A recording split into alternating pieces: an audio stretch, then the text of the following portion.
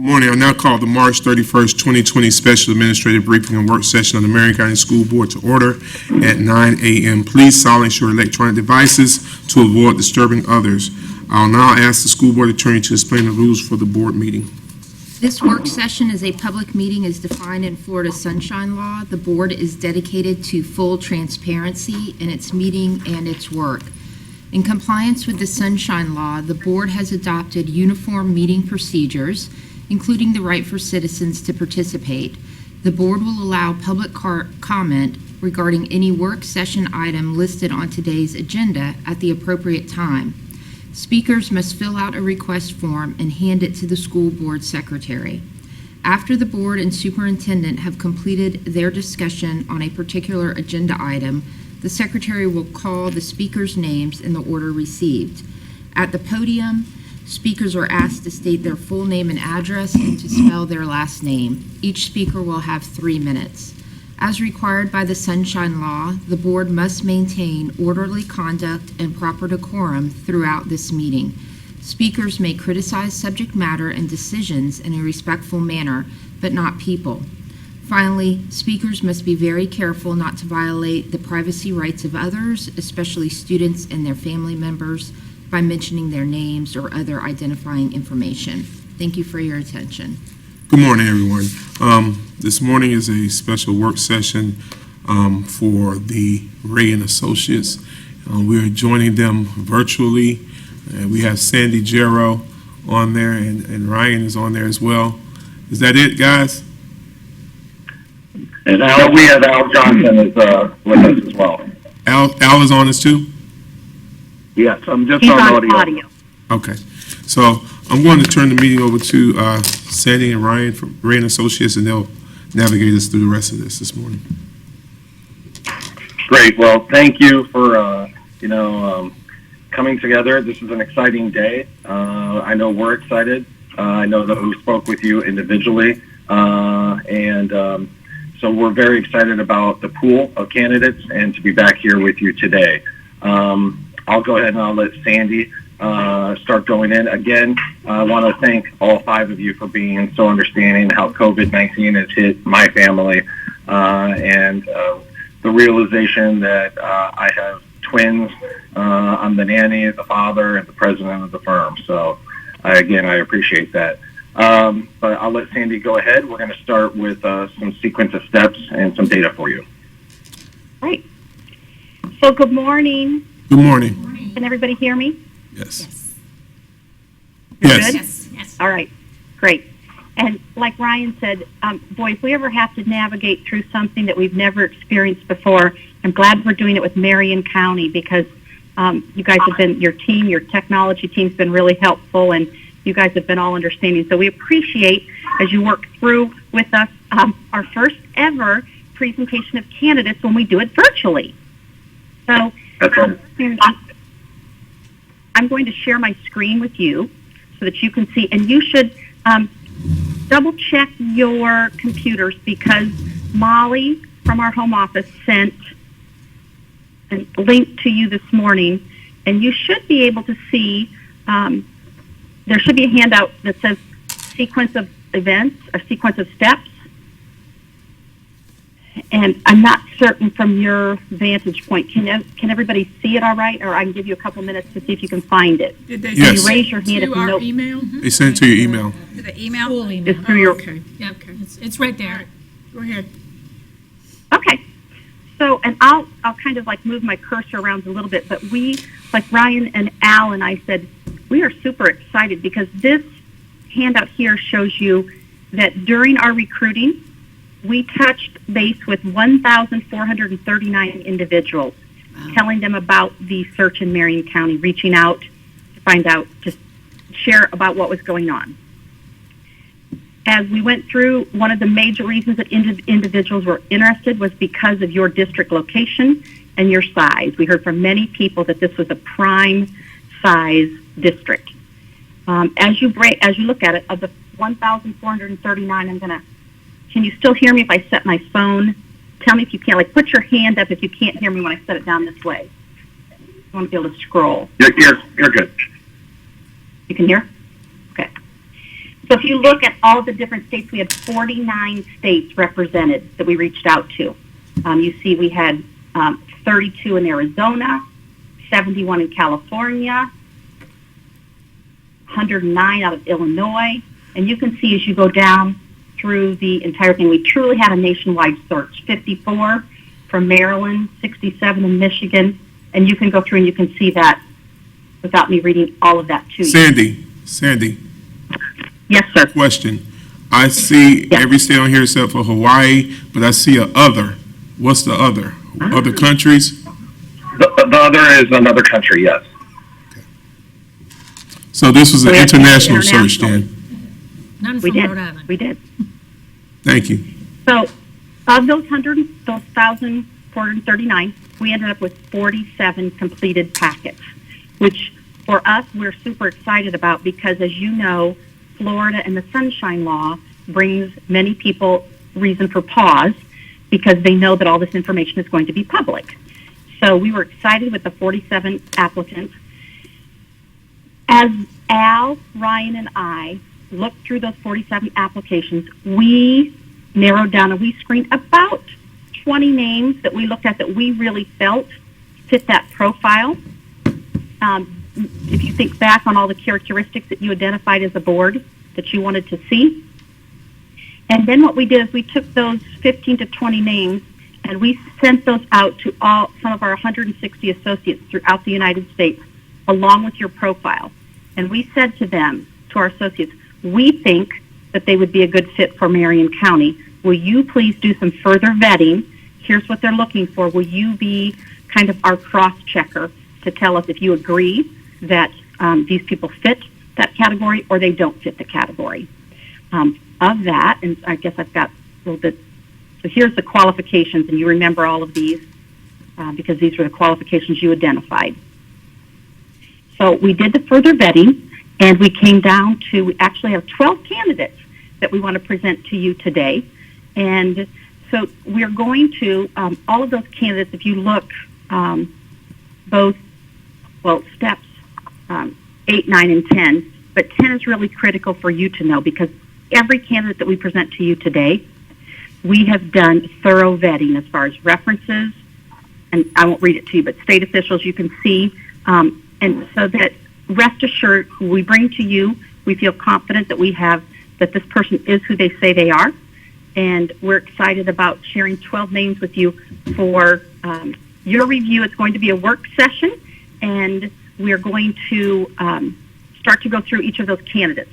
What I'd like you to do now is, if you go to that same email, you should see a link that says for a candidate by the last name of Asplin. Maybe raise your hand if you do not see it. Does it look like everybody's got it? Yes. Yes? Okay. Yes. So what we're going to do, this is going to be, for the 3 teachers in the room, you're going to be familiar with this. This is going to be a little bit of teacher talk, and then we're going to have an independent activity. So I'm going to give you a little summary of the candidate, and then I'm going to set the timer, and Reverend Cummings, I'll kind of have you help, because I'm looking at my picture here, see if I can make it. I'm going to stop sharing the screen here so it's a little bit bigger. There I can see a little better then.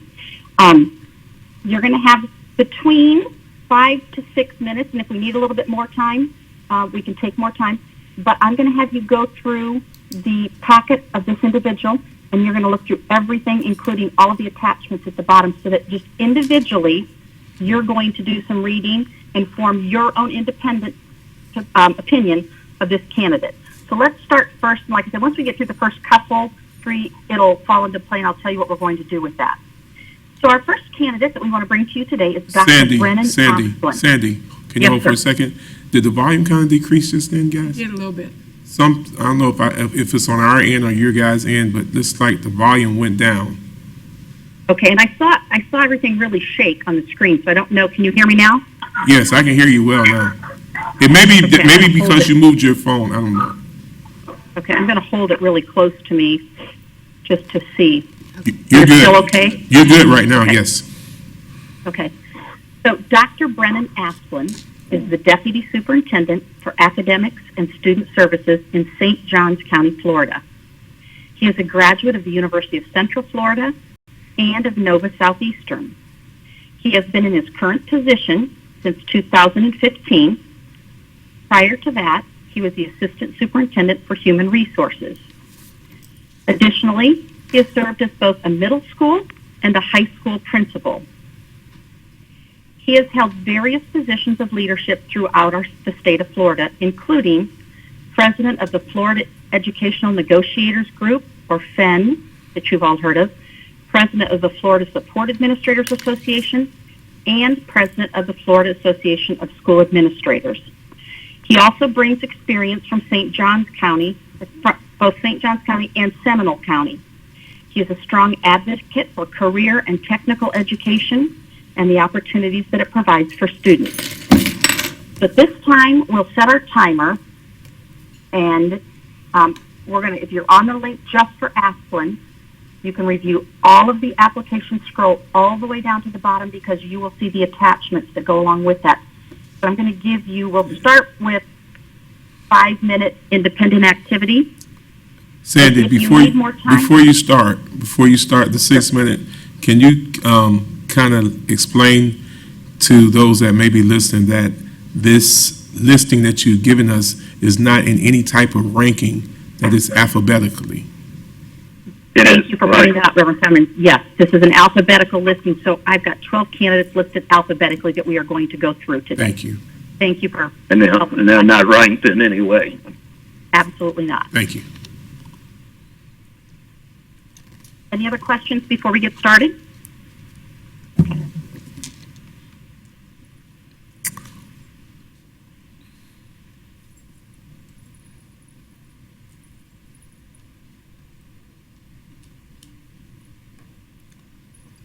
Miss Stacy, do you need them to get you a I laptop? can do just fine.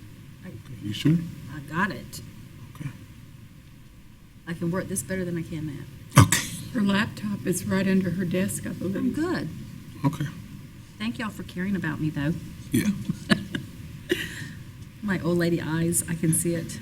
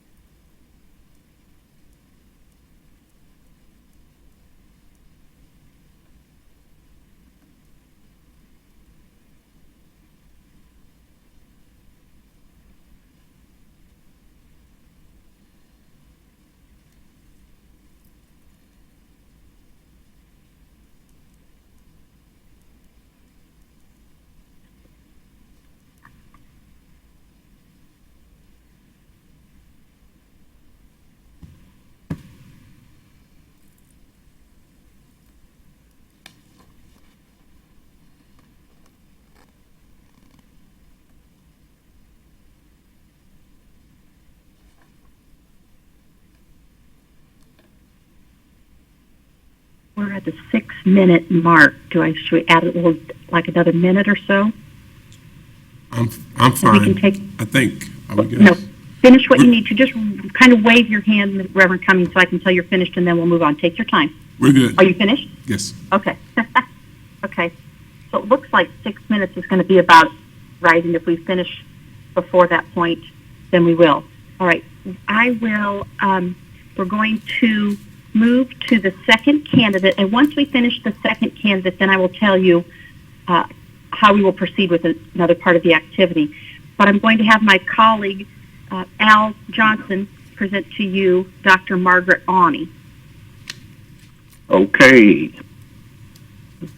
Dr. Arney is the Associate Superintendent for Curriculum and Instruction in Collier County. Some of you may be familiar with her, I don't know. I'm going to give you sort of the Reader's Digest version since you're going to be reading this anyway. But most of her experience has been in Collier County, and she has an exceptional curriculum background in a high-performing district, but she also has a ESL background, which we have always found has been makes for a strong superintendent, and familiar with school choice in Collier County. And one of the references said about her that she has a toolbox second to none. So that's the Reader's Digest version, and we give you an opportunity to review her in more detail. Thank you.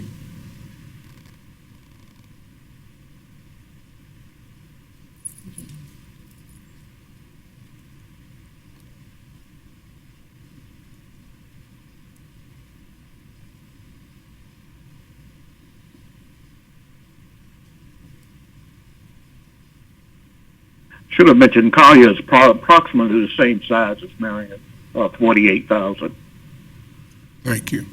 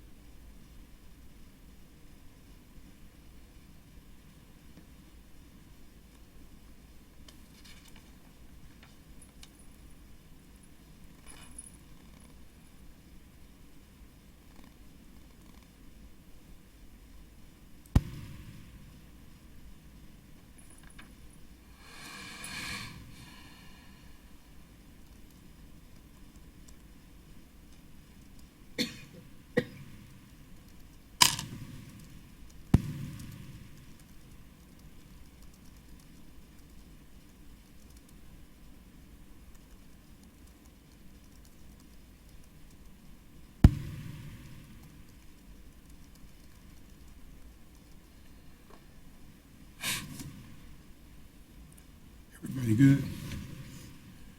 Sandy, we can go ahead.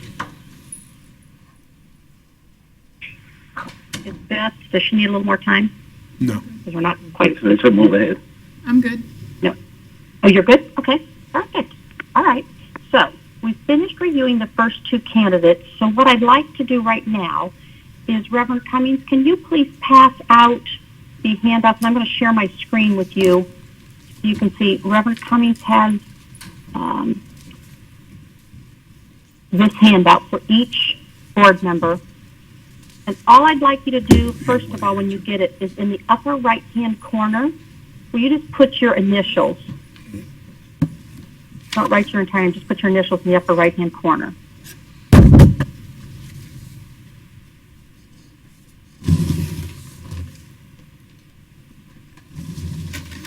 And if you see where my cursor is, where I'm circling, you see numbers 1 and 2 vertically. Yes. One represents Dr. Brennan Esplin, and 2 represents Margaret Awney. So what I want in your independent activity now, without any talking, I want your personal opinion. I just want you to circle one number. When you compare those 2 people with their resumes, what you see on paper, I want you just to circle which one you like better. And you're only going to be focusing on the top of this paper, not the bottom, Just all of the, right where I've as got far as filling out. Yeah. Yes. At the very And top, then you can, where the numbers are, circle 1 or 2 of the first 2 that you saw. So can you see where I'm No, circling? Can you that's- guys see my just- cursor? This first row where it has a 1 and a 2. So of the 2 that you just viewed, which one did you like? Okay, I still don't understand. Okay, well, if you look here, there's numbers 1, 2, 3. I got that. Okay, so when you look at the Don't first, look at this at all. Okay, so. Just look right here, this row, right there. Right. Of the first 2, that was candidate number 1, that was candidate number 2. Which of the 2 that you like? Whichever Everybody you should like. just Don't have do any one of this. circle on their Don't mess with paper, any and of that's this. it. Gotcha. Does everybody have one circle? We have a number circle. Yes. Yes. Perfect. Okay, just turn that paper over and leave it away, put it away for a few minutes.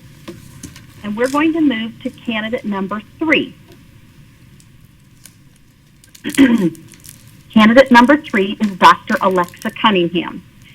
She is the current superintendent in Salt Lake City, Utah, with 23,000 students. She has been in this position for 4 years. Previous to that, she was the superintendent in Tolleson, Arizona, a position which she held for 5 years. Salt Lake City is the capital of Utah, and she feels comfortable with frequent visits from elected officials and being asked to speak regularly on the Capitol Hill. She has experienced lobbying for the needs of her district, and she is described by her references as an excellent leader who articulates vision well and has an instructional focus, keeping at the forefront with the idea of excellence and equity while working in the most highly diverse district in the state of Utah. I'm going to set my timer and give you 5 to 6 minutes to review.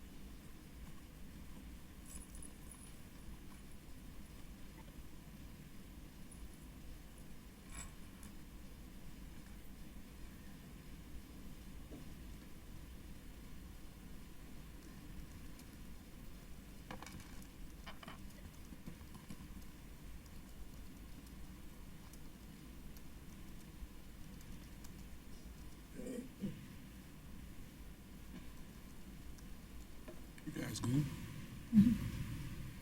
That's good. All right, Sandy, we're good. Awesome. All right, so now all I want you to do, I want you to flip your paper over. You see where I'm pointing to the second vertical column, where you see 1 and 3 and 2 and 3? I want you to circle one number between 1 and 3 who you liked best, and between 2 and 3.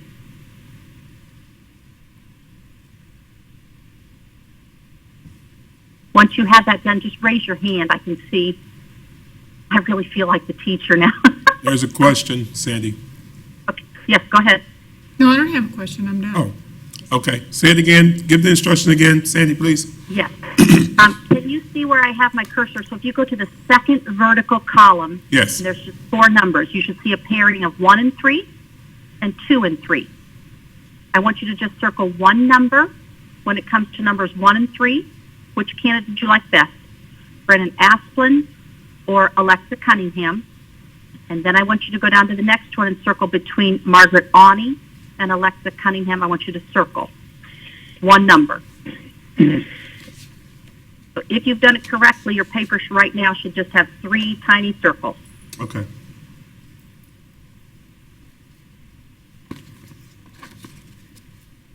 I did not get it. I was still reading. I wasn't quite finished, y'all. So you're going to look. We're going to, Sandy. I was still reading something I was very interested in here, so I didn't catch. All right, take your time. Okay, I'm ready to listen now. I thought I could multitask and listen and do this, but I was too interested. I love it. That's excellent. And what we need to do, I'll rely on you since I'm trying to look both at my screen. So, Ms. Stacy, if you look at your second vertical column, Okay. you should see 4 numbers, a pair of 1 and 3 and 2 and 3. Okay. I just want you to compare candidate number 1 to candidate number 3 and circle which one you personally like the best. And then I want you to look at candidate 2 and 3 here and circle which one you like the best. So you should have 2 circles. Total of 3 on your page. If anybody is having a problem, raise your hand and I'll look and see. But otherwise, we're ready to move on. Reverend Cummings?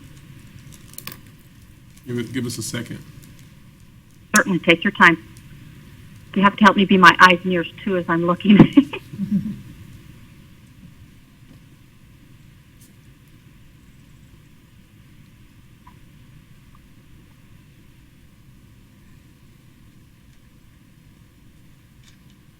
I am really having a hard time with this, making my decision. This is the important part. Right now, Miss Stacy, we just want your personal opinion, and then we'll talk as a group. But right now, it's independent. So, yes, just think which one, your personal opinion that you like best. Okay. All right. So flip that paper over, and we're going to move on. Al is going to present Dr. Diane Gullett. Okay, Dr. Diane Gullett is the Deputy Superintendent in Clark County, which is Las Vegas. It's a huge, huge district, 320,000 students, if you can imagine. It's the 4th largest school system in the country. But prior to that, she was in Orange County, where she was a area superintendent and in professional development before that. She knows the Marion County area well and said that this is really the only job she's applied for. Obviously, Clark County has an extensive choice program. She's very strong in curriculum and is responsible for the strategic plan for Clark County. Interestingly enough, her husband works in Ocala. That's one of the reasons she knows the area well. That's what I have on her, and you can read more in the material. We'll let you begin your independent activity, reviewing Dr. Diane Gullett. The one thing you'll notice, which is of interest, is that in her references, 3 of the 4 references are sitting superintendents. So that's usually a very good sign for us.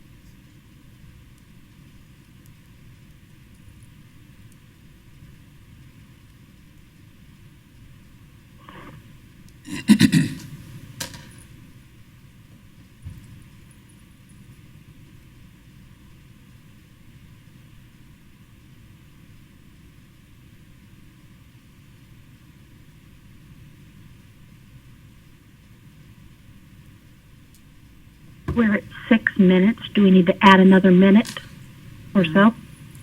We're good. Okay.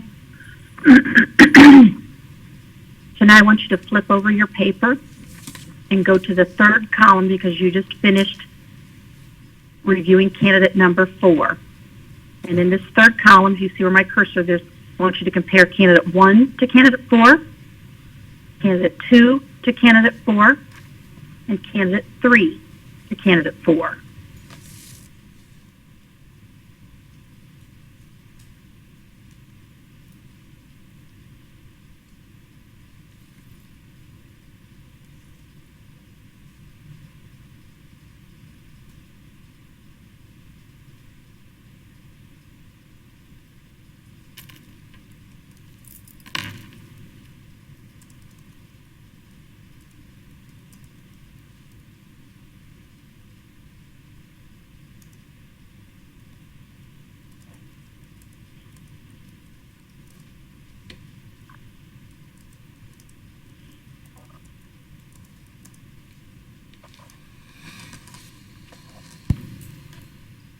And Reverend Cummings, I'll kind of look to you so that you can tell me if we need more time, We're ready. Ready. if we're ready to move on. Yes, let's go for it. Okay, sounds great. All right, so candidate number 5 is Dr. Theodore Haig. Dr. Haig is from Dunellen, Florida. He currently works as an international education consultant, providing professional coaching to school leaders and teachers. He brings superintendent experience, serving both Hartford, Connecticut, and East Orange, New Jersey, and 2 different stints in East Orange, New Jersey. Additionally, he served as the Chief of Human Resources in Little Rock, Arkansas. Dr. Haig also holds a law degree from the University of Florida. If you'll click on your link, you can review Dr. Haig, and I will start the timer now.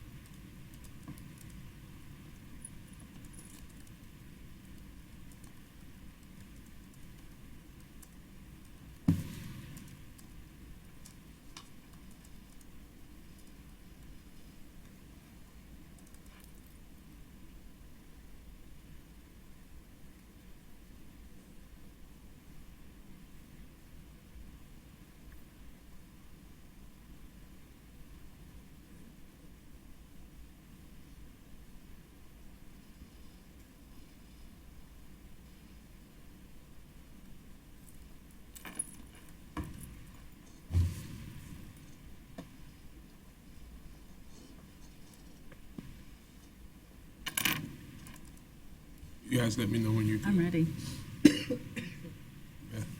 Ready? You want to wait on We're Nancy? gonna wait, Sandy, we're gonna wait on, Ms. Thor. She stepped out for a second. Certainly.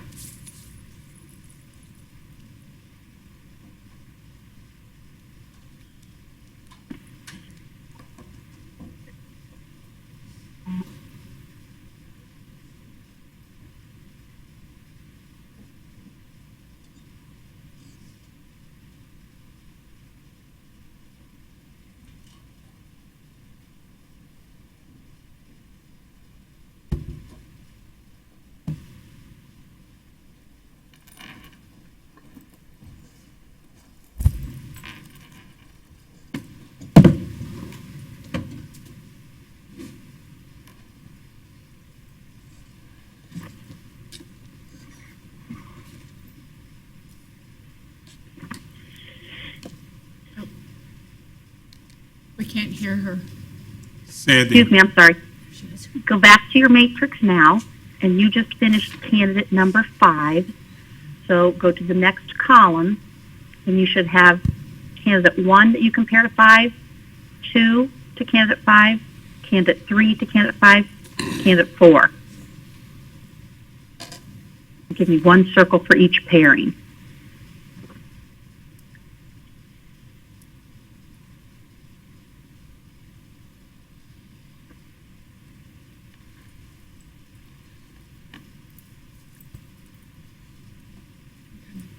Are we kind of getting into a routine now? Everybody's Yes. feeling comfortable? Totally. yes. Stacy, you're finished too? You're a good teacher. All right, let's go to candidate number 6, Dr. Christopher Marzak. He is currently the superintendent of Maury County Public Schools in Maury, Tennessee. This is a position he's held for 5 years. He serves over 13,000 students in that position. Prior to that, he was the assistant superintendent of schools in Oak Ridge, Tennessee, and additionally, he has served both as a principal and a lead network principal in the metropolitan Nashville schools. His opinion is often sought out from others, and this coming May, the AASA, the School Superintendent Association, is featuring an article by Dr. Marzak entitled Coping with Unwanted National Attention when he handled a crisis at his school 3 years ago, and he's given advice to other superintendents. He is a high-energy, highly enthusiastic individual, and so I'll give you 5 to 6 minutes to review Dr. Christopher Marzak.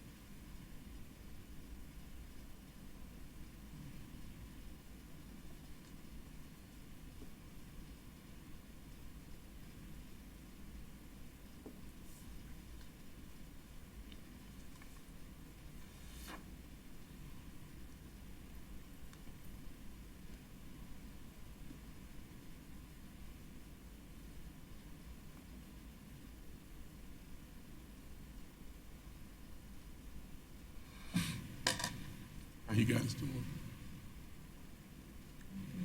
Everybody ready to move forward? Sandy, we ready to move forward? Awesome. All right. So go ahead and complete, this is candidate 6, so complete that vertical row on your matrix with candidate 1 and candidate 6. I think you've got the routine down now, right? Yes.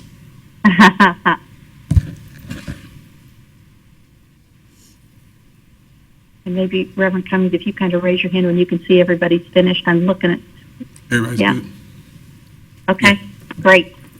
Perfect. All right, we're going to move on to candidate number 7. And my colleague Al really is, he's got a few of these that he's going to have 3 in a row in a minute, but I've got this next one. So let me get to candidate number 7 is Dr. Heath Morrison. Dr. Morrison lives in Charlotte, North Carolina, and is currently, excuse me, can you hear me?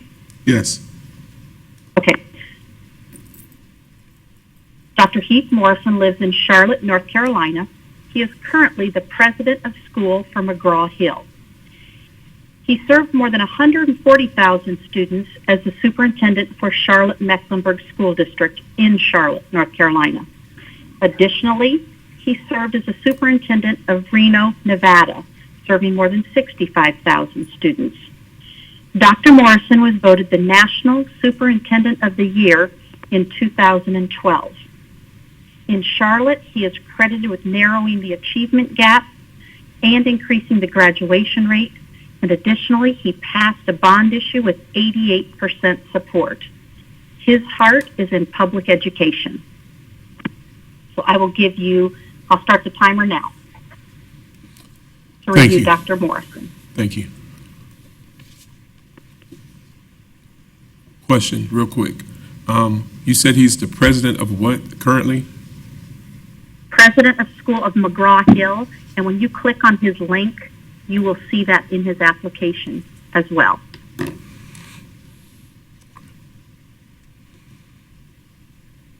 Is that the same company that does the books? It certainly Yes, it is. Yes. So he's the CEO of that company, president of that company? Correct. Thank you.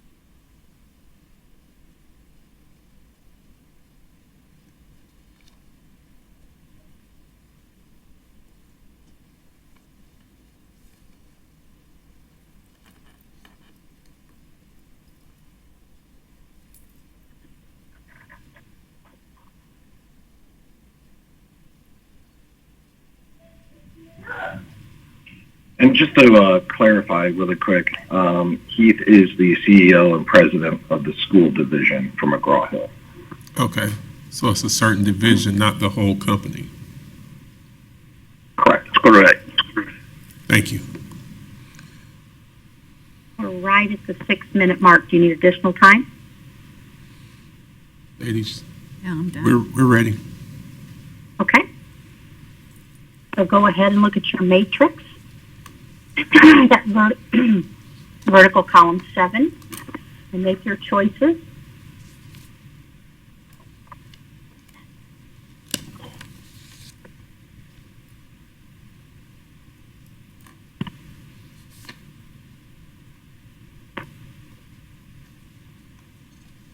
And if we're ready, we'll move on to Dr. Corey Murphy.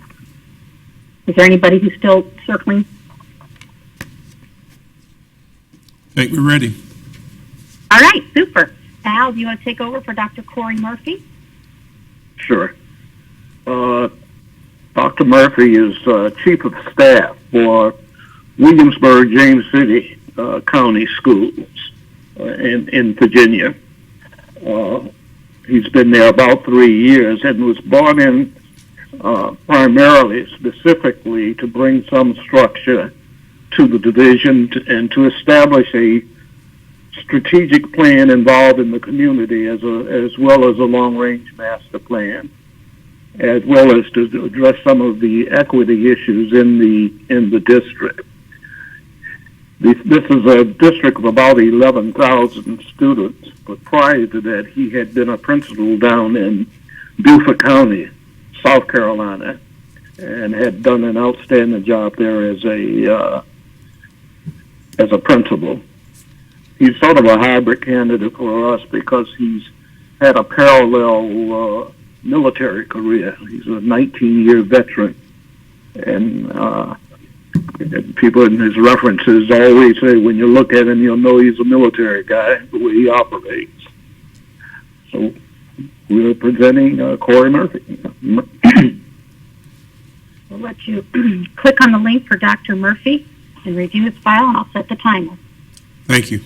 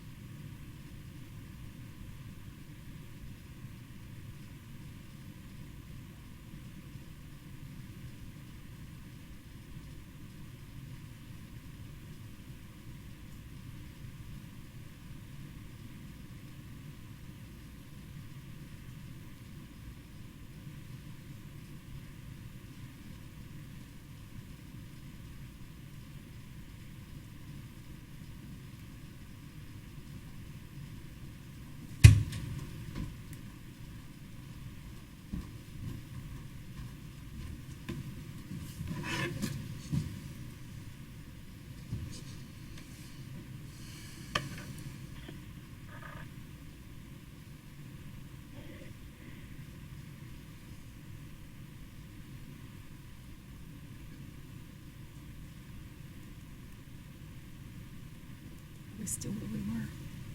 Yeah, we're still doing that.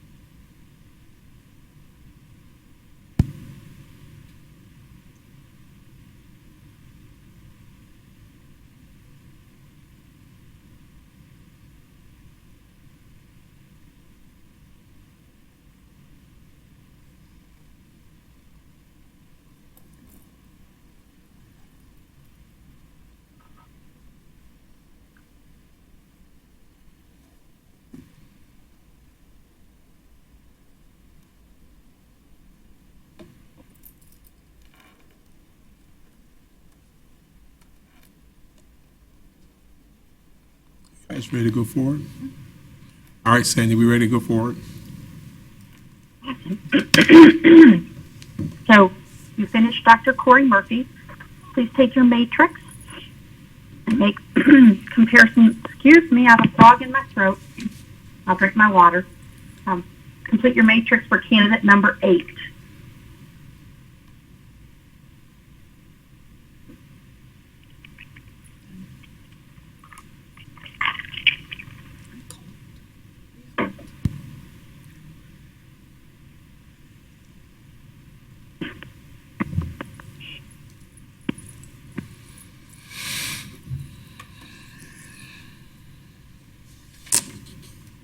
Are we ready to go on?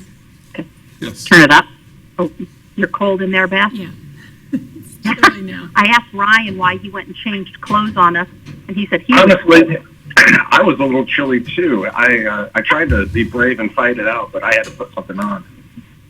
But the difference is, Beth, you're probably cold in there because of the air conditioning. It's 80-something outside. It's not going to get out of the 50s, I don't think, here today. Anybody need any additional time? Raise your hand if you do. We're good. All right. So, Al, I'll let you present Thomas Phelps. Okay, Thomas Phelps. Thomas is the Deputy Superintendent for HR over in Osceola County. He's spent most of his career there in Osceola and has broad-based experience on both sides of the house, both the academic side and the operations side. As a matter of fact, one of his references said that he's one of the few individuals who has a command of the entire school district, which is sometimes unusual. But they said that his strengths are really in the community outreach, and he has a special knack for dealing with conflict in a calming manner, one of the expressions. So we present Thomas Phelps. Well, that's a Been there for timer. 4 years in that position. How many? 4. 4 4 years. I'll set the in timer. the present position. Yeah. I'll set the timer so you can review Thomas Phelps.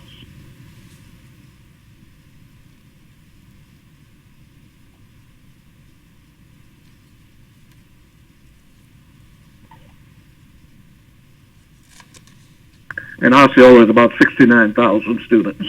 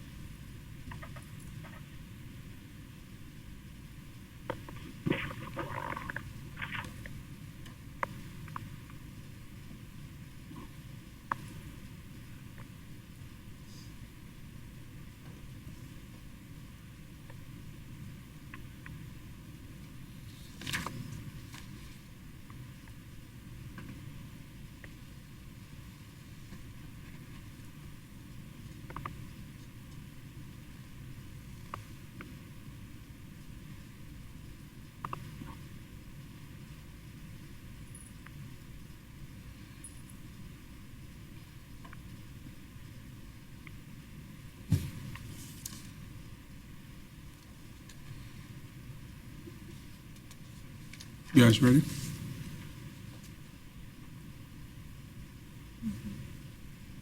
At the sport. Did you have a question?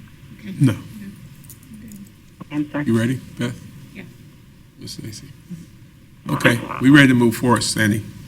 Awesome. You guys are getting this down. I like it. All right. So we will move on to candidate number. Well, you completed your matrix for candidate number 9, correct? Raise your hand if there's anybody who has not. I'm not done my matrix yet. Okay. I'm We'll doing take it our now. time for that. I'm in the process of. Yep. Take your time.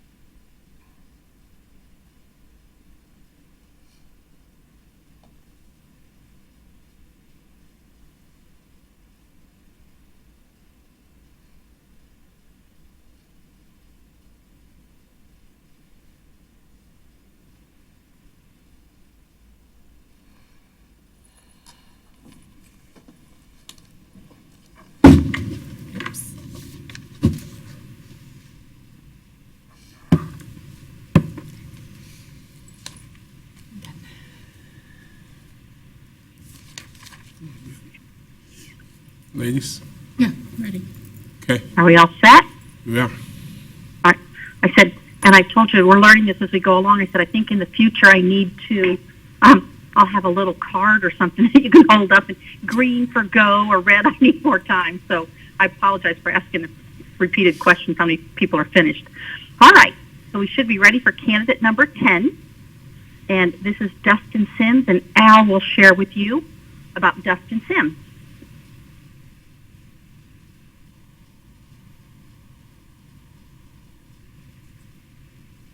Al, are you on with Dustin Sims?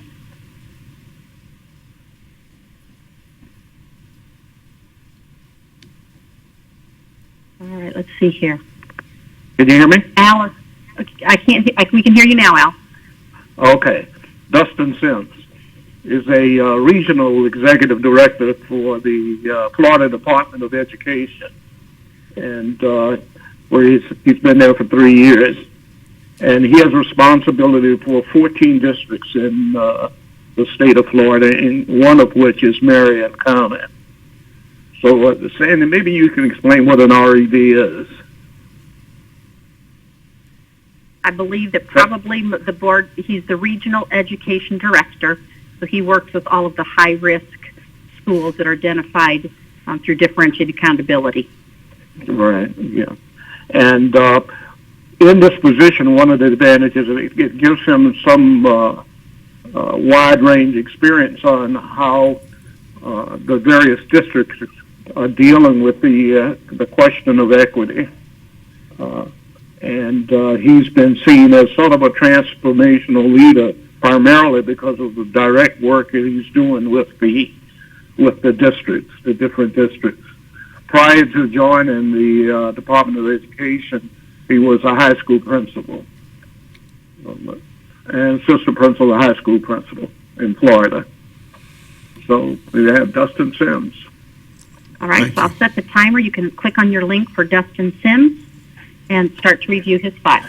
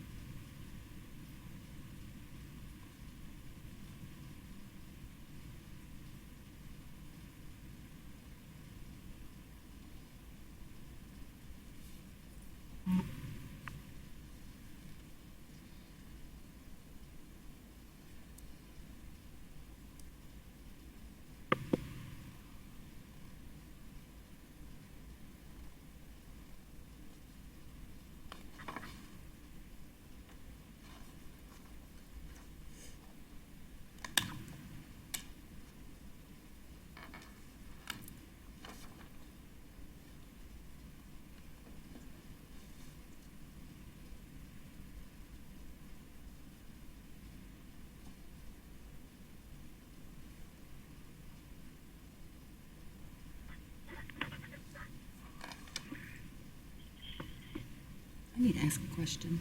Yes, go ahead. Hold on. Sandy? In fact, I can ask you. Okay. Yes, go ahead. On the matrix, I see we've got a couple of them that are grouped in fours. That's just because there wasn't spacing? There's supposed to be spacing, or do you want it in Spacing. groups of four? That's Okay, just I've spacing. been paying attention to it as four, okay. Yeah, if you want There to. shouldn't be a group of I four. just now realized the patterns There, for me. there's no space in between, on some of them. Yeah, it looks like 4. At the When you get down to number 6, yeah. It becomes in groups of fours for a while? Oh, I And then- see. I looks like, Yes, So that I've was been just, paying that's attention. just a typo. Okay, I've been Typographical doing it as a error. group of four, so I need to go back and so probably just need to take a line make a line, pretend line. line, yeah. Yeah, between the two groups. I apologize because I didn't know that. I'll share that so that Ryan 'Cause I've been sees what doing we're it. looking at. Yeah, I was Yeah. wondering why Yep, there let me was share that so two Ryan. opportunities to pick number 9. I know, that's when it kind of caught up with me. oh, And I that's just a apologize, Ryan. typo. Yep, can you Okay. see like right in here, they didn't leave a space between 6 and 8 Right. and 7 and 8. So if you want to just draw a little vertical line. Okay, I just wanted to make sure that we weren't, Thank you for catching that, Mrs. Stacy. And then because candidate number 9, 6 and 9, there should be a space between it, and then 7 and 9. It looks like maybe when it was run, because the same thing, we've gotten just that whole row. But Yeah. thank you for catching that. You see what they're talking about, Ryan? No, I see it. I got it.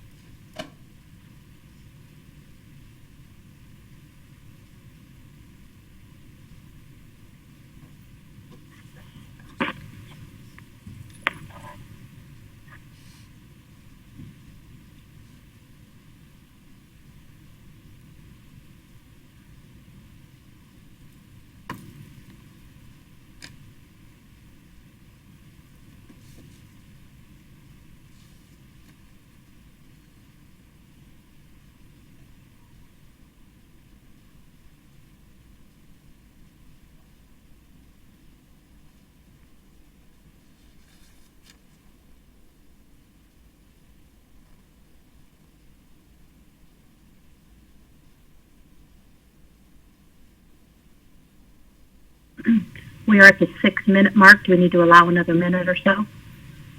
I'm good. We're good. You're good? Yes. Okay.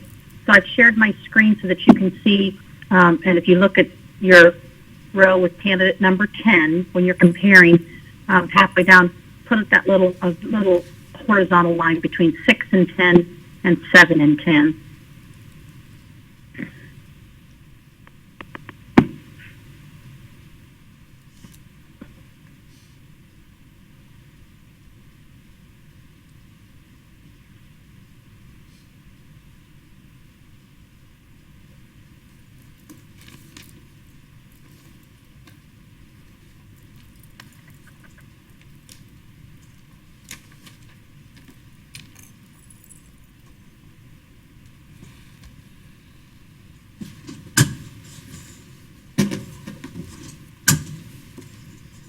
Raise your hand if anybody needs more time to complete your matrix.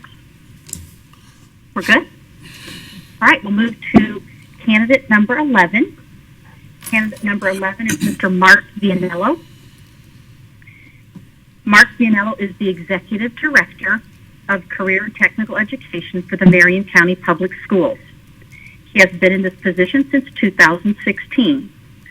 Prior to that, he served as the Executive Director of Student Services. Additionally, Mr. Vianello served as the principal of Marion Technical Institute and East Marion Elementary. Mr. Vianello is a proud product of the Marion County Public Schools, where he attended and graduated from Vanguard High School. I will set the timer, and you can review Mr. Mark Vianello's file.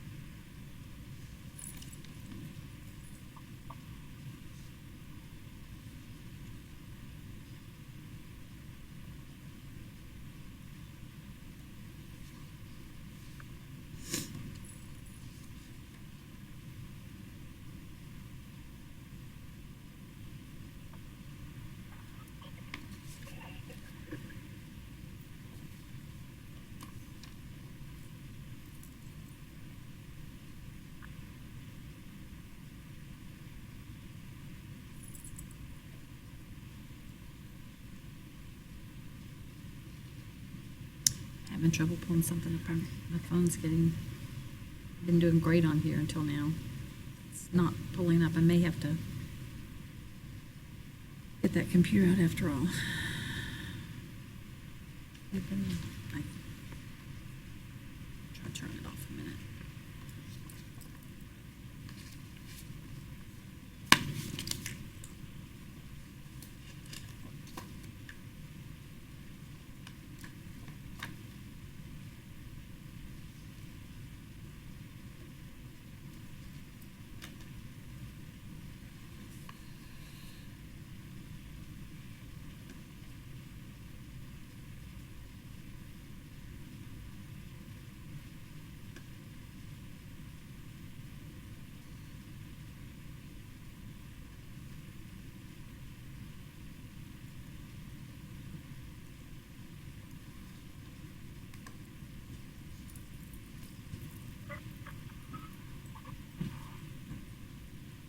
Could not activate cellular data network.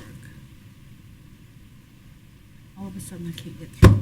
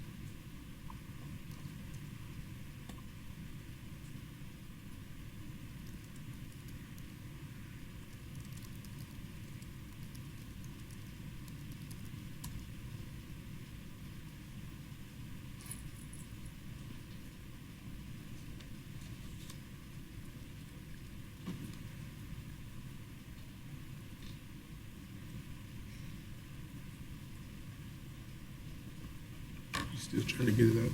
I turned it off and turned it back on. It popped right up. So it's good.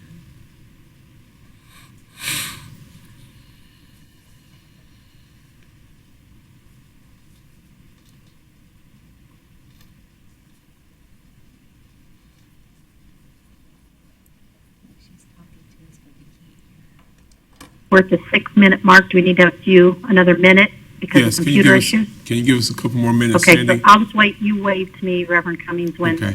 We're everybody's waiting for ready. Ms. McCall to return back into the room, and Ms. Stacy. Okay, take your time. Okay.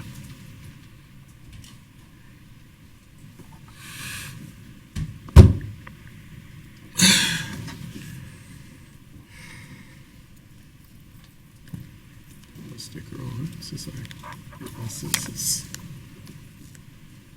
Did you do it online? Yeah, easy.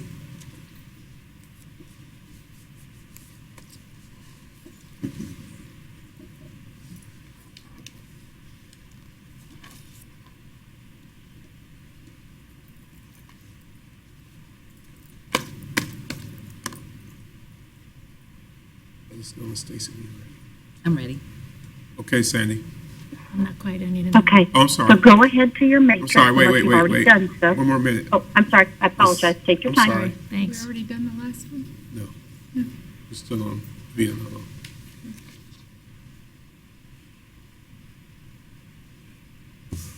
Okay. All right, we ready, Ms. Jarrell? Okay, so go ahead and look at your matrix if you haven't already done so, and do the column candidate number 11, Mark Vianello, as you compare to each of the other candidates. As you go through, maybe if you just look kind of towards the camera, look at up, I'll know when you're finished with the matrix. I can tell Beth's done. I can tell Reverend Cummings and Kelly are done. Yes, she said, look up, guys. Okay, Nancy too. Both Nancys? Both Nancy's. Awesome. Both Okay. Nancy's. So we're going to go to candidate 12, and then once we finish, this will be our last one, then we'll take a short break as we tabulate for you. But we're going to, Al's going to tell you about our 12th candidate, Dr. Harold Yearwood.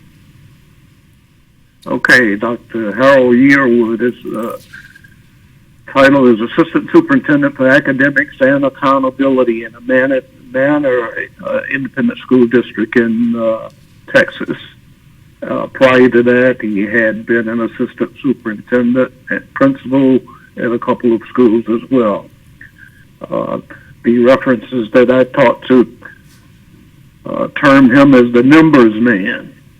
But the good thing about it, the present district, is he's been able to marry both sides of identifying what the problems are, as well as programmatically how to deal with it from an academic standpoint. And as a result, he's had experience in turning around several of the lower performing schools in Manor ISD. So he's been defined as a collaborative leader and focused primarily on academic achievement. So Harold Yearwood, the last candidate that we're presenting this morning. So I will Thank you. start the timer as you review Dr. Harold Yearwood's file. Thank you.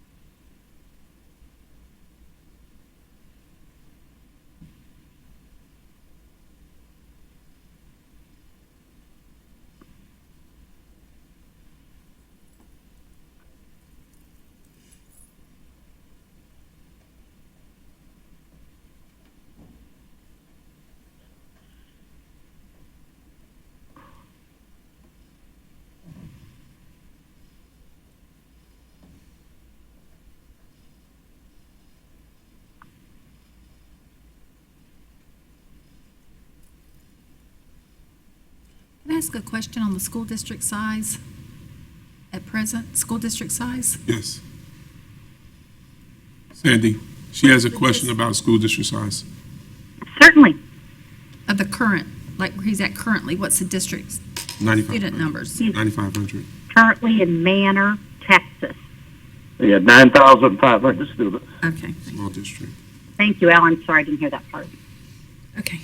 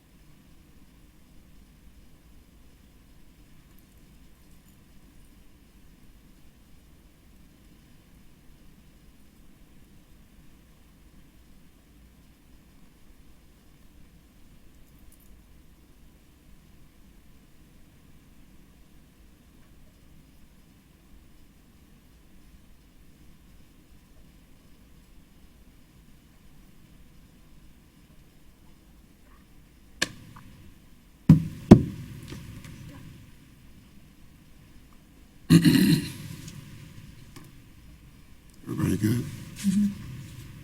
Beth? I'm good. Okay, Cindy? Sandy? Yes, I just got you off mute. Okay, so we finished our 12 candidates. I want you to look at your matrix and complete the last column, last vertical column. And I believe they're between 6 and 7. We also need that space again. But then the T term, we want you to simply double check your work and just make sure for each vertical column, each pair of numbers, that you circle just one number. Okay, I'm confused. Because there also needs to And be, then I'd like you to, pardon me? there also needs to be a space between, in that last column, between 12 and 9. It's pushed together like you There's have a four space choices. 12 and 7. There is a space between 12 and 9. 12 and 7. It's 12 and 6 7. and 12 and 7 And 12 and 9. 12 and 9? My 12 and 9. Mine's not showing that. Oh, They go together. Okay. mine are mushed. Okay. Here's one. I Okay. have another one. So, Okay. I don't understand. And you have your initials on the corner, on the right-hand I don't think corner, I made a correct? mistake, but I'd like to compare, because mine are mushed. See? Here, you're 12 and 9. This is candidates. Oh, okay. Just shred this one. Well, I don't want to shred it, Or because. keep it for Yeah, yourself. because I gotta, okay. Because I don't either. You guys- Did you have a different one, Nancy? I'm good. Yeah, she had, hers was a little different. Yeah, I had an extra. She's good. mine were compressed, but Okay, I was able to just put the horizontal line, so I'm with you. okay, thank you. All right. So, now this is going to be our activity for, I need you to take a picture of your matrix that you've completed. And I believe is Ryan's number written on that matrix for you? Yes. 314-495-8114. Yes. All I need you to do is take a picture and send it. But we don't do anything with that bottom section. No. Nope, you do nothing. No.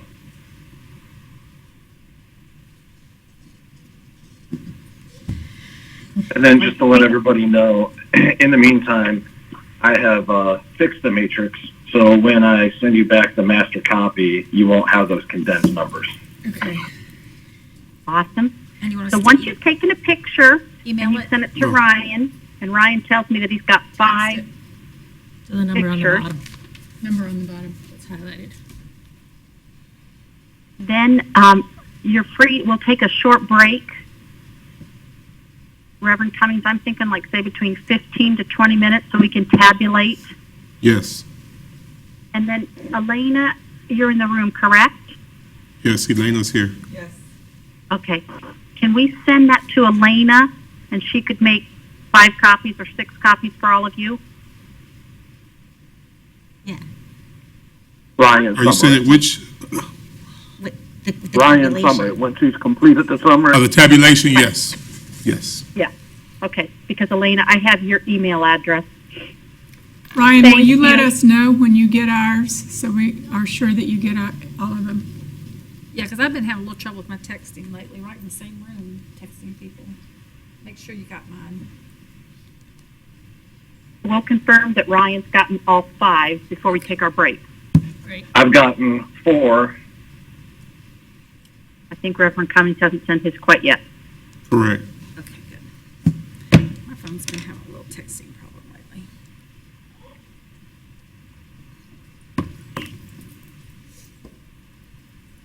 And then Sandy, you can call me on that other line. I will do it.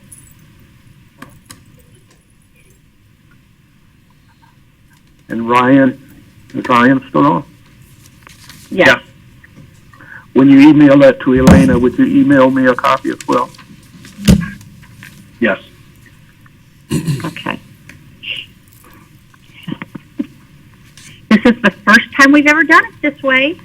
We'll see how it So works. far, so good. We're pretty, So far, so good. For unusual measures. I have a kink in my neck after that. The stress of trying to get it right. Yeah, I know. Oh, wait, no, Mr. Cummings.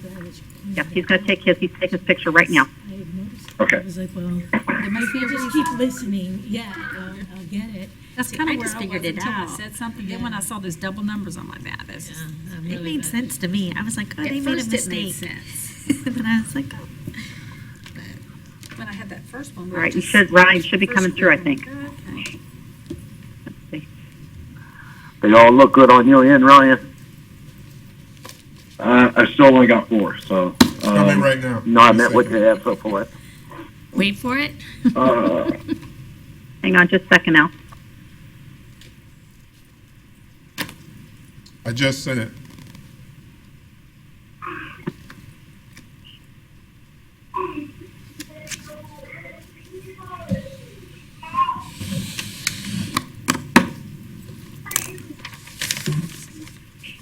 Who has snacks? I do. Did it come through, Ryan? Yep, I got it. So I got 5. All I would do is I would ask that you be in and around the area. If there's a question, it looks like maybe one circle was missed, that you just be there to answer some questions. Okay. And you know what? I've got all of their phone numbers too. If we needed to I have call one them missing. individually. So it's 10:59 or 11 o'clock. Shall we say? Normally, we could probably do this within 15 minutes because we're doing Yes. it remotely. Like, we can Let's- check back in at 11:15 or 11:20. 11:15. What's your preference? What do y'all want? 11:15, you said. 11:15. Okay. All right. So I'm gonna sign So off we're or going to put just this on recess. hold We'll here. recess to 11:15. Perfect. Okay. All right. Thank you.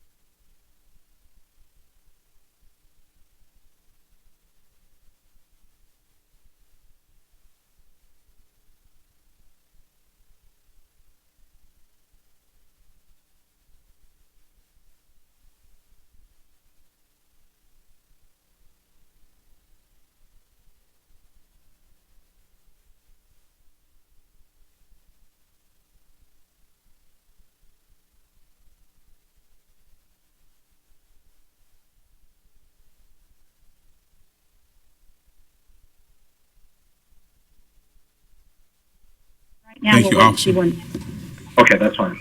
Guys, we're back on. Great. I can hear you. Can you hear him, Ryan? Yes.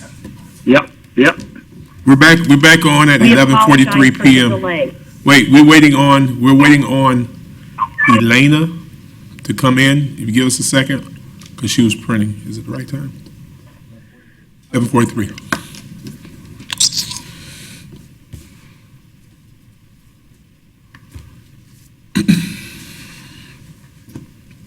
This is interesting. Yeah.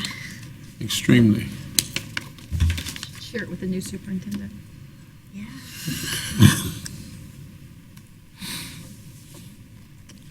It's true. Mm. I was gonna say, this isn't the first time we've heard this. It's not the first time, but no, it's compiled. It hasn't gone away.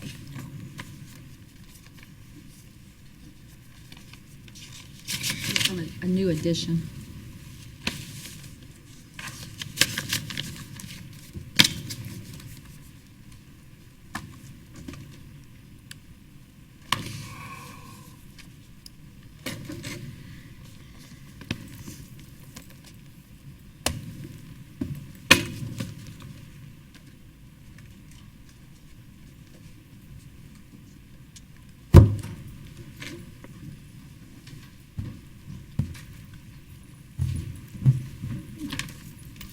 Thank you, Elena. You're the best. The copyright. All right, ladies and gentlemen, we're back on. All right, Sandy. Hold on, give Elena a second to sign in. Okay.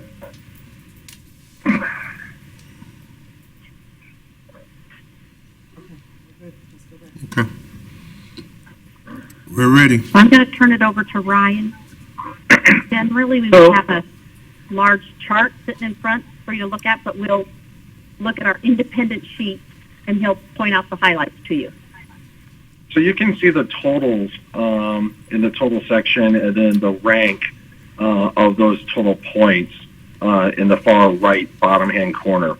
If you take a look, your top score getter with almost a perfect, he had 11, 11, 10, 11, 11, was Heath Morrison. Your second rank had a score of 53, and that was Mr. Asplin with 10, 8, 8, and 9 for a rank of 2. So then your third, it drops from the 50s down to a score of 45, is Diane Gullett of a rank of 3, who had 9, 10, 6, 10, and 10. So if you just look at the total scores and you write them over on the side of a piece of paper or on this matrix sheet, it's 54, 53, 45, and then it significantly drops to 32, 31, another 31, and a 29. So you have two kind of sets here. You have a score of 54, 53, and 45, which is one set of a gap. And then it drops to those 32, 31, 31, and 29. So looking at that, you realistically can say, do we want to go ahead and bring in those top 3 score getters, or do we want to continue down that gap, the middle gap of 32, 31, 31, and 29? And our suggestion that we were kind of discussing beforehand, but this is totally up to you. Let me explain this again. This is your search. You can bring in as many people as you want. So you have to decide, do I want to bring in those top 3, or should we bring in 7 and interview? Sandy, did I ask anything? No, and this is where... Sandy, we can't hear you. Sandy, I'm sorry, can you hear me now? yes. Is that better? Yes. This is where your board discussion is going to come into play, because you may say, I only want to interview the top 2 candidates. There's somebody on here that didn't make the cut. I want to hear from one of my board members as to why they didn't. or you can determine we want to interview 3, we want to interview more than that, less than that, and this is where your discussion comes in right now to find out The one- who would you like to invite for interviews next week. Got you. The one thing I would point out is that there is pretty clear consensus on the 3 top candidates. When you go to the 4th candidate, you can see that there was a spread, a wide spread from 1 to 11. So you might want to have a discussion on that 4th candidate is, why was there such a variance? What did somebody see that I didn't see? Before you make a decision. But you're pretty solid on the first 3. So with that being said, Reverend, we'll hand it over to you and board discussion can start. Listen, guys, thank you, guys. I'm looking at the same thing that you guys are looking at. I'm good with the top 3. Well, there's such a discretion in numbers between the 3 top and 4. 3 and the next, that Yeah. unless we just want to interview for interview's sake, I am comfortable with interviewing the top 3. I am too. Because there is, if there wasn't that big of a discrepancy, then I would say let's bring Right. in 4 and 5, but there's just too big of a discrepancy. Right, you're talking But about, not only the discrepancy, but a wide spread between the individuals on the board. Yeah, exactly. right. I'm for that. Mr. Orr, how do you feel? Well, the, the number 5 rankings were a tie. So if we're going to go that deep, then we would want to interview Exactly. both of them, I would Right. think. I do want to discuss the wide range for Mr. Phelps. And the notes that I took on the positive side, he's from Osceola County. He obviously knows Florida, has very deep district experience across a lot of areas, including human services, operations, and student services. But what also jumped out at me was in his reference letters about him being a go-to person and able to successfully resolve a variety of issues, being approachable, reliable, professional, responsible. Those are really great traits, and having earned the trust and respect of both internal and external stakeholders, which can be, challenging, including being an ambassador for the school district in their local community.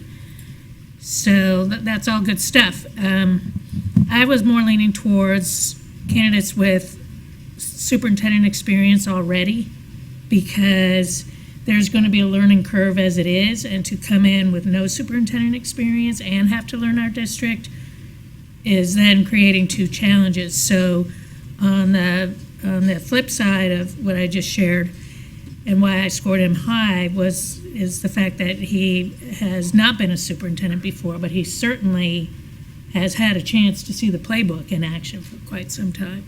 So I would be inclined to still want to interview him. However, haven't heard from the rest of you yet about your thoughts and impressions of him. I'll speak to that. I think I scored him the next highest. I mean, mine was probably the 8, but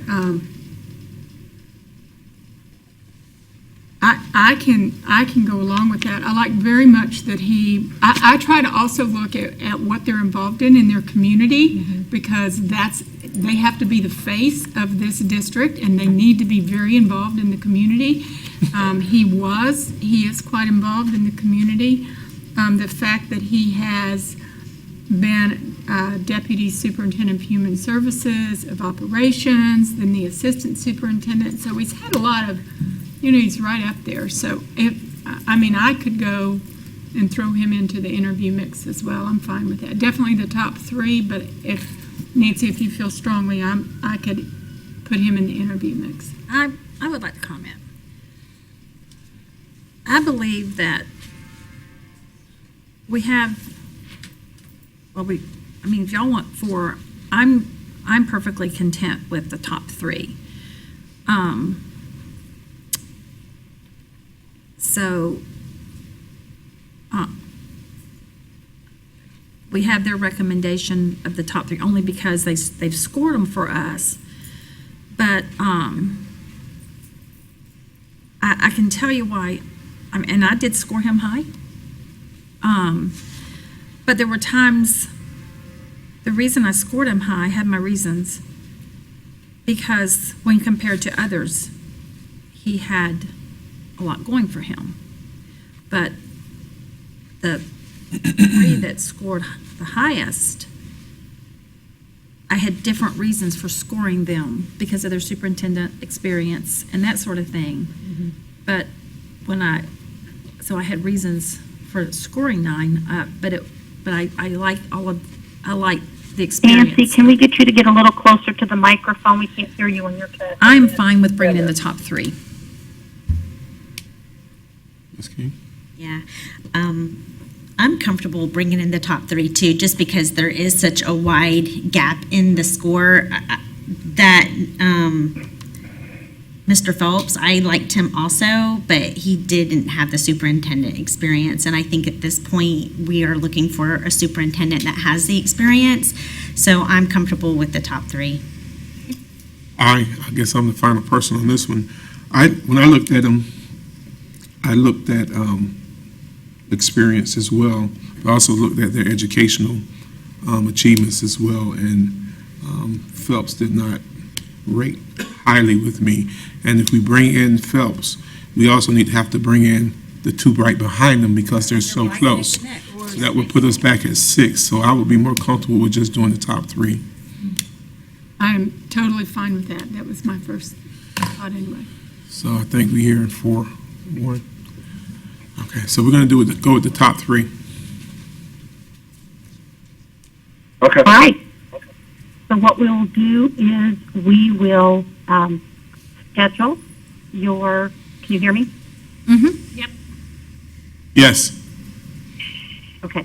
So we will go ahead, we will schedule Keith Morrison, Brennan Asplin, and Diane Gullett for interviews next week. We'll do these remotely. And refresh my memory, and maybe it's Elena or Reverend Cummings. What time do you start on the 8th?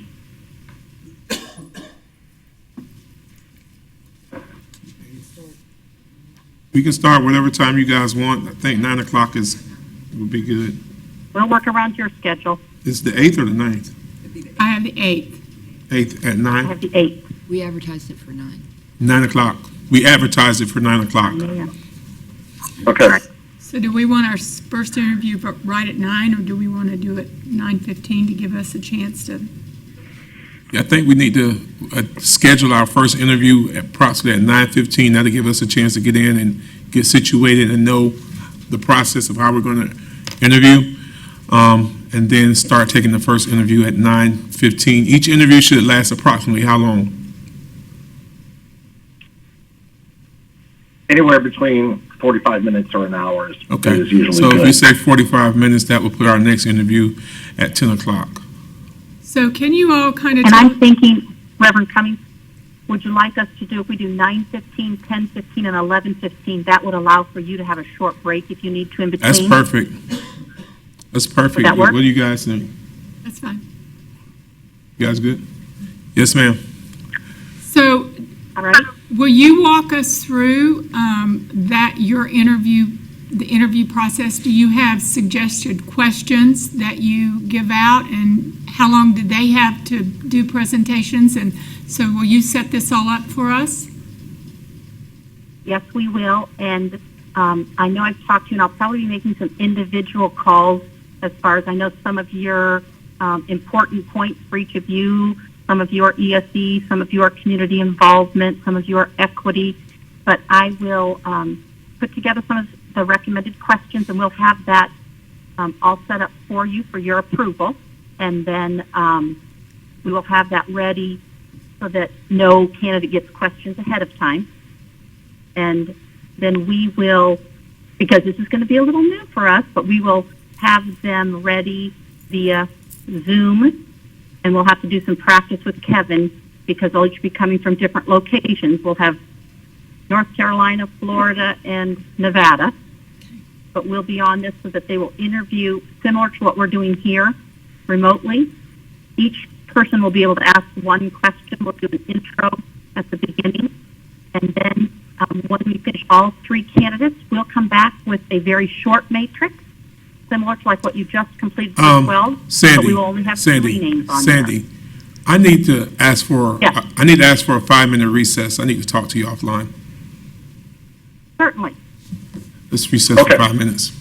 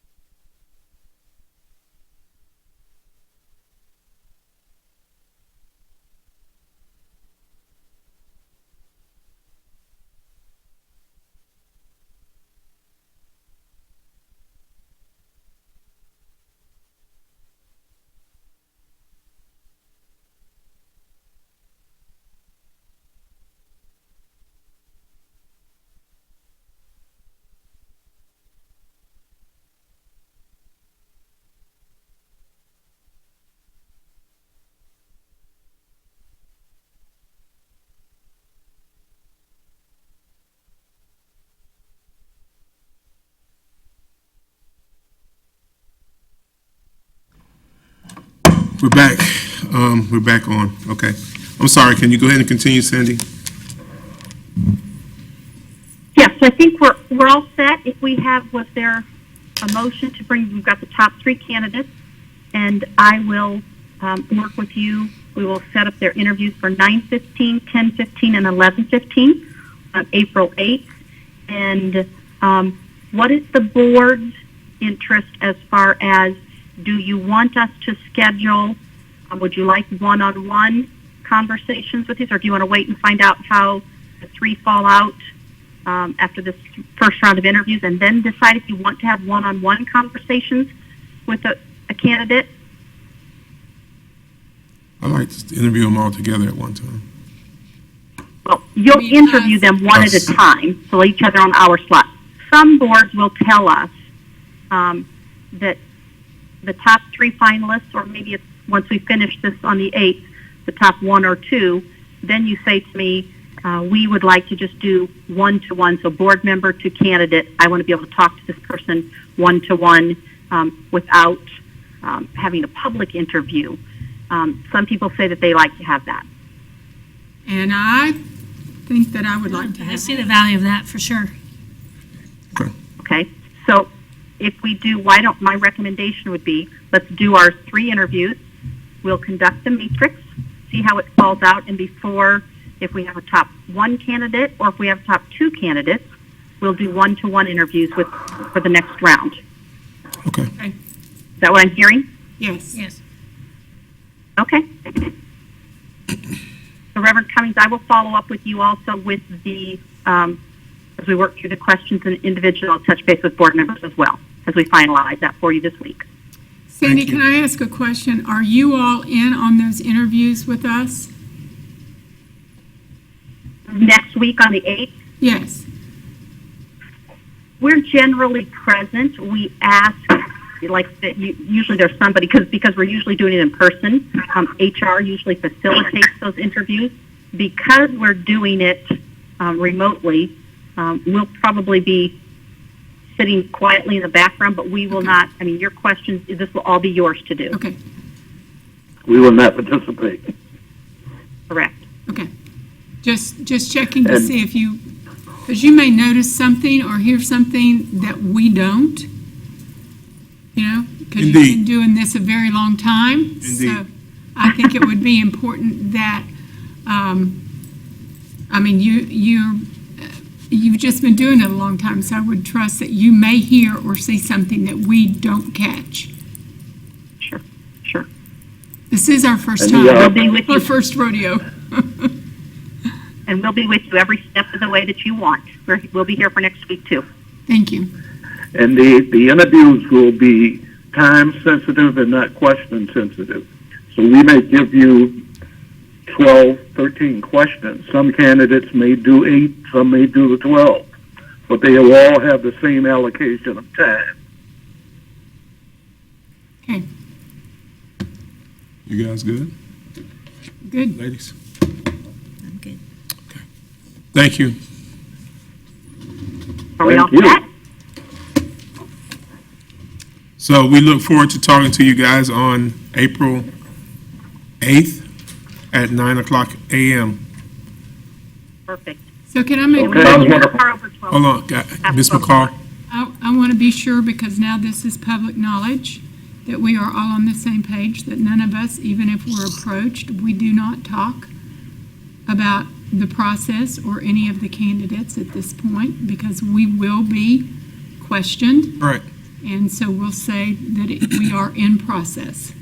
And I do want to say, because this is public record now, of all the candidates that, all those that did apply and those that did get down to the 12, we thank all of the applicants for applying, for considering Marion County. We thank you guys for taking it out robbery to take the time and put the work in, and we see that we have a very dynamic group of applicants, and we are looking at these, and we're praying that we get the best person out there that's fit for Marion County. So, thank you for all of our applicants.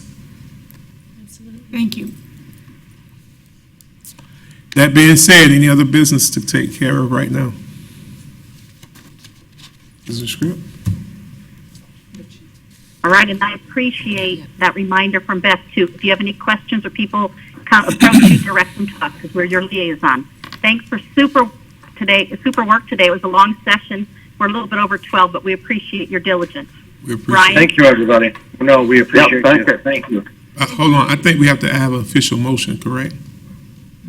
I need a motion on carrying the three names forward.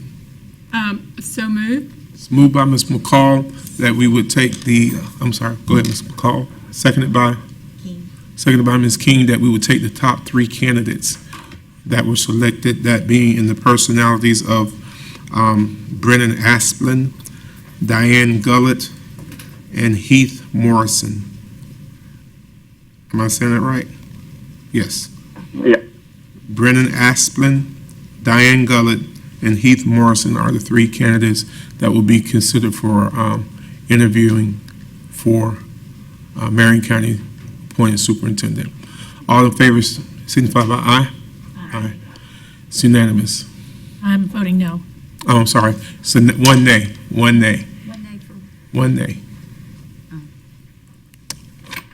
Thank you, Ms. Doyle.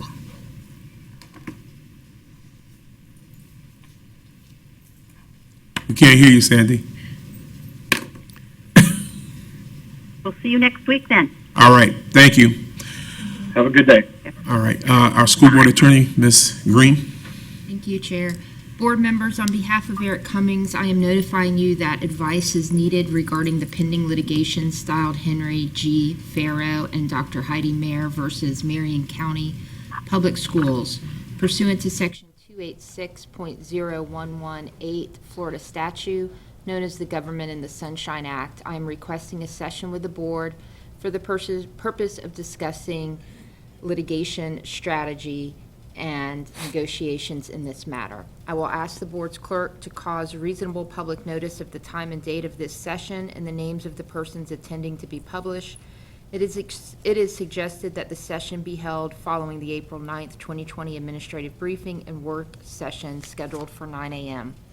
As required by statute, only the following individuals will be present: Eric Cummings, Chair; Nancy Thrower, Vice Chair; Kelly King, School Board Member; Beth McCall, School Board Member; Nancy Stacy, School Board Member; Suzanne Green, Interim School Board Attorney.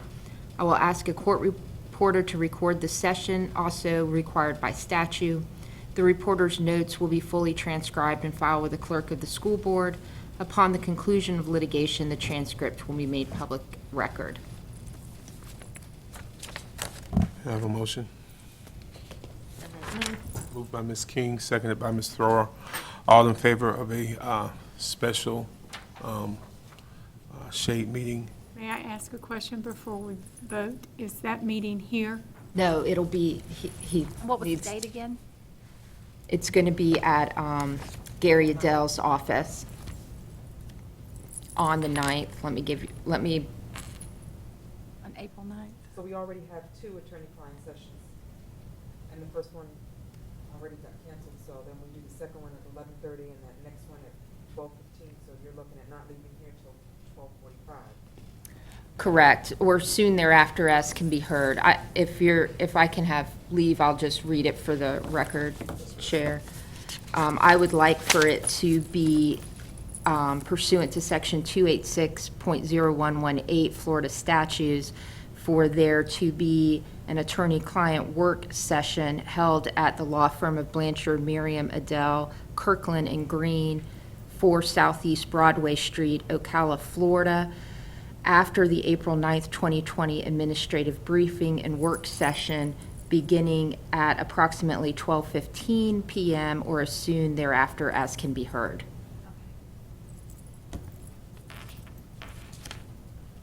Just to be clear, the 11:31 has been canceled?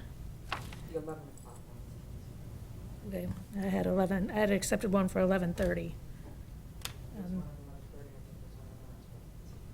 There's 2, and then there's about to be these 2. So there was one at 11 that canceled.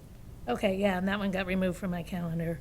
And I still have one, though, for 11:30 and one for 12:45. Is that accurate? Yeah, but it doesn't have to be the exact, as soon as we can get them in. Right. And our regular work session is at 9, so Right. we'll all be here together anyway. So we'll just move straight from the work session into those. Right. We'll do those two first ones Here, here and and then then- move over to Mr. Adele's office. Okay. Are there any objections? There being no objections, I'll instruct our attorney to schedule the attorney-client session to be held following the April 9th, 2020 administrative briefing and work session, starting at approximately 12:45 or there, shortly thereafter. No objections? Thank you. Mr. Cummings, I have to read the second one because we're going to do the companion. May I go? Go ahead. Yes, All I'm right. sorry.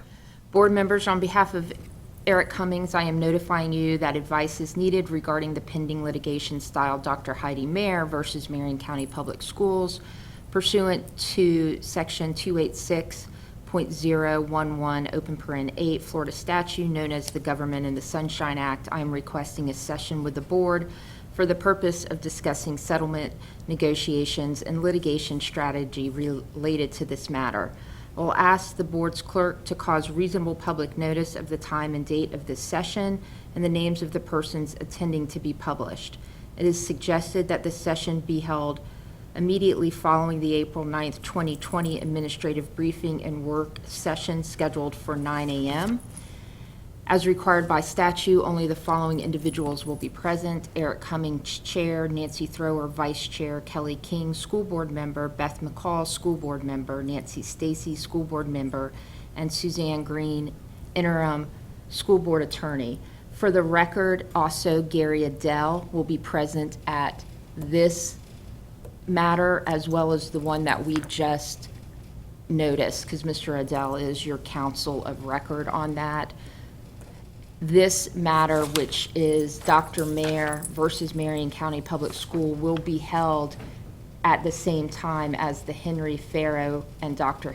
Heidi Mayer versus Marion County Public School matter, and it will be held at approximately 12:45 or soon thereafter, as can be heard at the law firm of Blanchard, Merriam, Adele, Kirkland, and Green, 4 Southeast Broadway Street, Ocala, Florida, 34471. I will ask a court reporter to record this session, also as required by statute. Her notes will be fully transcribed and filed with the clerk of the school board. Upon the conclusion of the litigation, the transcript will be made public record. I recommend the board hold this attorney-client session. And what time is this one going to be at? It's 12:45. To discuss the pending litigation. Are there any objections?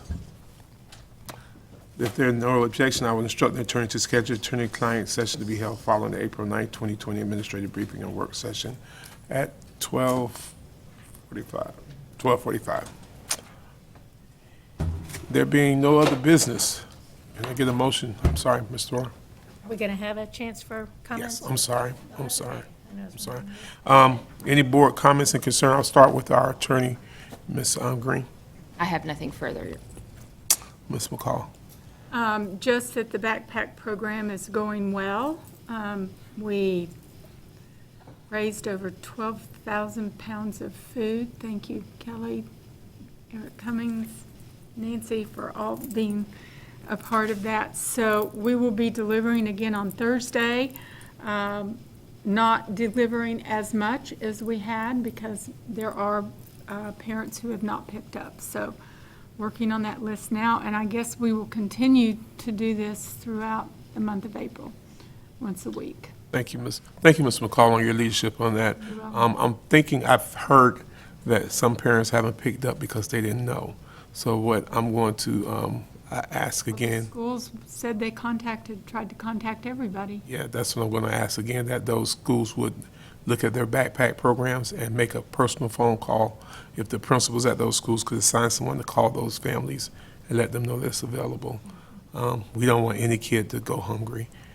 So, thank you, Ms. McCall, for that, for your leadership on that. Ms. Thrower? Yes, we have a defined timeline for our appointed superintendent process that we all want to stick to because the community is wanting us to be really professional and on it when it comes to this. It's a huge decision to make, and today was a good session. And I voted no, just because I want to emphasize that if we feel like from our top 3 candidates that we're not seeing in completion what we feel we need to see, then that, in my mind, needs to be okay. And it's really, really important to all of us to get this right and make sure that whoever we bring on is the kind of person that really demonstrates the patience, the kindness, the dedication, that shared quest for continuous improvement, that ability to be a team builder, having forged strong relationships in their previous districts or areas of work. And that person is out there. And so for me, I'm not going to settle.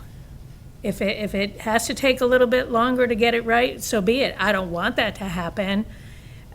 We were presented with really good candidates, and let's face it, as a superintendent in a public school system, you're not going to please everybody, that's for sure.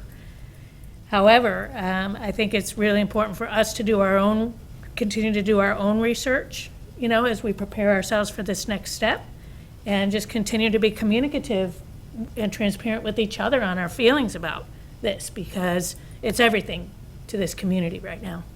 So that being said, I would like to thank everyone in the school system that has worked so hard to shift into this new paradigm, that is finding ways to connect with your students by calling home or somehow reaching out. It means the world to the kids. It means the world to the families. I'm getting great feedback from families that feel like even if there's been a little bit of a stumbling block, they've been able to reach out to someone and have their situation handled quickly. And I think that's a tribute to this board, that people feel comfortable contacting us too when they feel like, the line's been busy too long or whatever. They're impatient, they're scared, whatever it is. And so I continue to be really proud to be serving on the school board with all of you. And because these are definitely unique times in so many respects. We're having to face things that no school board has ever had to face, really. And so thank you for everything that everyone does. It's appreciated. Thank you, Ms. Rohr. Ms. Stacy? Ms. King? Ms. Thor, if I recall back, I believe if we don't like the top 3 candidates, we can come back. Right. And reassess everything. So don't feel that just because we chose the top 3 today, that's finalized, because it's not, and we can, if that should happen, but there was just such a large gap in those numbers, it just made sense to take those top 3 at this point. And I have one concern, Mr. Cummings, and I'm just going to bring this to the board's attention because it was brought to my attention last night, and this morning as I was driving by a school, I noticed we do have employees that are in our schools, but our custodians have an option of not working. So there are many employees in our schools, and our schools are not getting cleaned. As a board member, that concerns me at this time. It should concern the health department. I have not had a chance to speak with Dr. Mayer about this yet, because, we've been here this morning. But Mr. Cummings, if you can please address that and be on top of that, being the board chair, I would appreciate that, because I am deeply concerned for our employees and our community. This is not the time to not clean schools and have people there. Thank you. Anything else? I want to say something to that. This allowing the employees to make their own choices, we also have, there's certain positions at the schools, I'm just thinking of the school secretaries, some have talked to me. There are they're unrepresented by a union, and so they don't really, so they just kind of they need to be there because someone's got to field the calls and someone's got to back the principal up because the principal needs help. So, and then the IPC clerks, you know, there's things they could be doing also at the school, but because they're union, they get to make the choice of whether they come or not, but yet the secretaries kind of have to. And so I'm looking at this kind of like, just to bring it to your attention, that we have some very dedicated secretaries that they know they must be there, maybe not the whole day, but there's things they have to do. And I think we need to thank them and think about them, what we could do maybe for them or whatever along the way, recognition or something, because they just can't make the decision just not to go and leave their principal without assistance at the school. So we do have some kind of things that, you know, on paper things look okay, but when it starts going into operation, it's kind of different. And so just wanted to throw that out there because there are employees that do have to come. And I know the world's not fair, but I think we need to just acknowledge and be aware of that. Thank you. And I do have one more comment that Ms. Stacy's comment made me think. The District East, the fishbowl, what they call, can you also make sure that the CDC guidelines are being followed in there? That's also gotten been some another calls about that. concern. And it's hard to talk about, we can't talk about this until now. So if you, Mr. Cummings, if you can look into that too, I because have had calls on that. we don't want to be breaking guidelines. We do not want to put anyone's health and safety, because that's our job. We're here to make sure that our employees' safety and health and well-being is our priority at this point. So I appreciate that, Mr. And Cummings. I thank you, Ms. King, because I actually had a meeting scheduled with the superintendent to discuss some of those same things, because I've been getting the same phone calls about safety, about cleanliness of schools, about all those other things. I expect that all the schools would be not just wiped, but deep cleaned. And then I'll reserve some other comments to that meeting with the superintendent. We are definitely in a unique and uncharted waters, and because of that, everything is being flexible, has to be flexible on how we do that. We need to take care of our people. We need to make sure that our folk are safe and they're in the right environment with this whole thing. This pandemic has changed everybody's life, so we're modifying and trying to adapt. And we may get it wrong the first time, but we got to get it right after that. So we got to learn from these mistakes and hurry up and get them corrected. To the process of this morning, thank you guys for taking a hard look at some of these candidates. And Ms. Thor, I understand completely where you are. I was reading these things, and we had some excellent candidates. All the candidates that they presented were excellent candidates. It's just finding that right fit for Marion County. And what's going to be, what needs to address our needs now and going forward, because we have some immediate needs right now, and we need somebody that's going to address the immediate needs and get us further. Say one more thing. Anytime we are in any district, all districts that are in a superintendent search, anybody that's been out in education for a while or in politics for a while or in those worlds, there will be something that can be pulled up negative about them where maybe the good stuff's ignored that was about them and only the negative stuff's pulled up. I'm walking living proof. There's been so many false articles about me for 30 years now. So if you believed everything about me that you read in the newspaper, you would think I was a totally different person than I am. And that's okay, because I really don't care what people think of me. I care about doing what's right. But there will always be some article about anyone that's ever made a difference in this world in any way, good or bad. There's going to be stuff about them that's negative and positive. So we need to also search for some of the positive stuff to offset the negative stuff, because we got to be careful that we don't start just being hit. We just got to keep that open mind about that, because I'm telling you, as many years as I've been in politics, since I was 36 years old, the stories about me are hilarious now. I look back, so. Yeah, and with that being said, you're gonna find negative and good on any of us.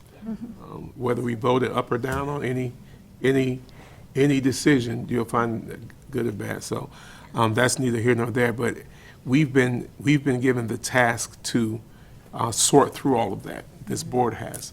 The community is depending on us to sort through all of that and to make sure that we give a great decision and get the best candidate. And just looking at the outcome from today, we're pretty much in consensus on a lot of things. That matrix showed that. We were pretty much in line with all of the candidates, to be honest with you. So I'm good with where we are. I'm good with the process where we're going, and I think that we will get our next superintendent out of these applicants that we did receive, whether it be in this top three or we have to go backwards and get someone. I believe that our next superintendent will be in that group. So, It's so helpful, Ms. King, for you to, remind us that is already built in. We're familiar with our process, but the community isn't. right. So to state that clearly and specifically was important. And I do need, as Ms. McCall said, that we will not be contacting the candidates, and we're not going to do any of those things. We won't violate the processes that we put in place as a board. We won't do that. We're going to follow the process that we set up and that we've got with Ray and Associates, and we're going to be as transparent as we possibly can and make sure that the community knows every step of the way where we're going with this. So, again, I thank you guys for coming out this morning and doing your due diligence and looking at these applicant packets. That being said, Elena, did you have any comments? I'm sorry. That being said, the motion to adjourn. Second. Moved by Ms. McCall, seconded by Ms. Thorough, meeting adjourned at 12:30 PM.